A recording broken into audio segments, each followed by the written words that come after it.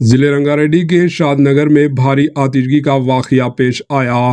रियासत तेलंगाना के जिले रंगारेड्डी के शादनगर में भारी आग लगने का वाकया पेश आया। नंदीगामा मंडल के शादनगर में अलेन होम्योपैथी मेडिसिन मैन्युफैक्चर कंपनी में भयानक आग भड़क उठी। 300 एम्प्लॉयज काम करने के दौरान ये आग भड़क उठी, जिसके नतीजे में इलाके में सनसनी फैल गई। लोग अपनी जान बचाने कंपनी से बाहर भाग पड़े, जिसमें कुछ लोग बाहर निकलने में कामयाब हुए और कुछ लोग अंदर ही फंसे हुए हैं, जिसके नतीजे में काफ़ी मकदार में धुआं निकलने लगा।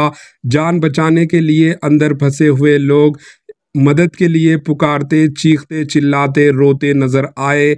आग की लपेट से उन्हें बाहर निकालने के लिए रेस्क्यू ऑपरेशन जारी है। 2 फायर इंजनों की मदद से आग बुझाने की कोशिश कर रहे हैं फायर हुक्काम। Bureau report, AHN news.